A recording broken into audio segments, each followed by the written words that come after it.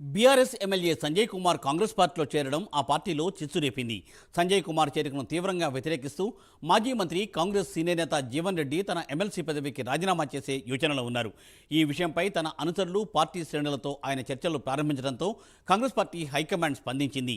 జిల్లా కాంగ్రెస్ అధ్యక్షుడు ప్రభుత్వ విప్ అడ్డూరు లక్ష్మణ్ ఎమ్మెల్సీ జీవన్ రెడ్డి ఇంటికి చేరుకుని బుజ్జగింపులు చేపట్టారు. లక్ష్మణ్ రాక సందర్భంగా కాంగ్రెస్ శ్రేణులు సంజయ్ కుమార్కు వ్యతిరేకంగా నినాదాలు చేశాయి.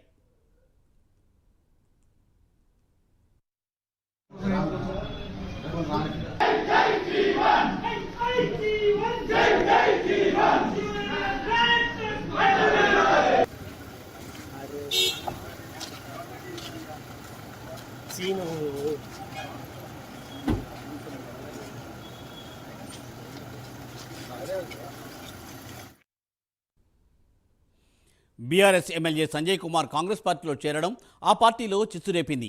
సంజయ్ కుమార్ చేరికను తీవ్రంగా వ్యతిరేకిస్తూ మాజీ మంత్రి కాంగ్రెస్ సీనియర్ నేత జీవన్ రెడ్డి తన ఎమ్మెల్సీ పదవికి రాజీనామా చేసే యోచనలో ఉన్నారు.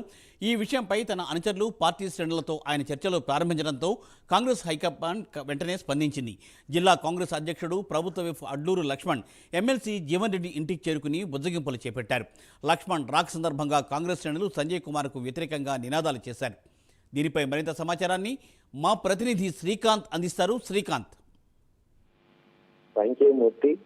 జగిత్యాల జిల్లాలో కాంగ్రెస్ పార్టీలో రాజకీయ రగడ నెలకొందని చెప్పవచ్చు. అయితే నిన్న అర్ధరాత్రి సమయంలో జగిత్యాల ఎమ్మెల్యే డాక్టర్ సంజయ్ కుమార్ ముఖ్యమంత్రి రేవంత్ రెడ్డి సమక్షంలో ఆయన కాంగ్రెస్ పార్టీలో చేరారు. అయితే ఏదైతే ఎమ్మెల్యేను స్వాగతించిన రేవంత్ రెడ్డి కాంగ్రెస్ పార్టీలోకి చేర్చుకోవడం జరిగింది. అయితే కనీసం తనకు సమాచారం ఇవ్వకుండా తను రాజకీయంగా ఇన్ని సంవత్సరాలు కూడా కాంగ్రెస్ పార్టీలో కొనసాగుతూ ఒక రాజకీయ అనుభవం ఉన్న తనను సంప్రదించకుండానే అంటే ఇటీవల గత అసెంబ్లీ ఎన్నికలలో తనపై పోటీ చేసి గెలిచిన అభ్యర్థిని తనకు కనీస సమాచారం ఇవ్వకుండా ఎలా చేర్చుకుంటారంటూ కూడా జీవన్ రెడ్డి ఆవేదన వ్యక్తం చేస్తున్నట్టుగా కూడా తెలుస్తుంది. దీంతో ఆయన ఈ రోజు కాంగ్రెస్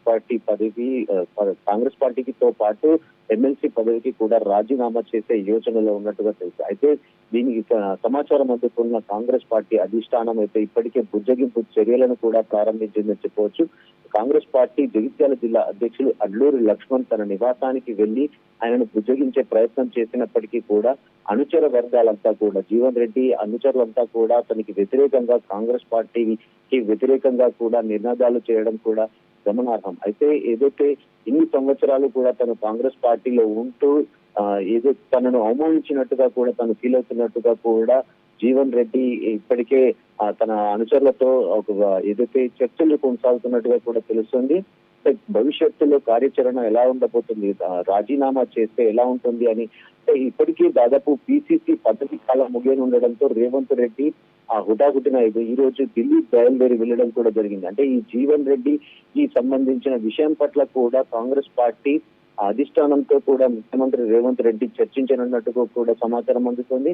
అయితే ఆయనకు భవిష్యత్తులో మరింత హోదా పెంచే దిశగా కూడా చర్చలు కొనసాగుతున్నట్టుగా కూడా తెలుస్తుంది. అయితే దీనికి ససేమిరా అంటున్న జీవన్ రెడ్డి ఖచ్చితంగా తాను రాజీనామా చేస్తాడు అంటూ కూడా అనుచరులంతా కూడా రాజీనామా చేయాలి అంటూ కూడా పట్టుబట్టినట్టుగా కూడా తెలుస్తుంది.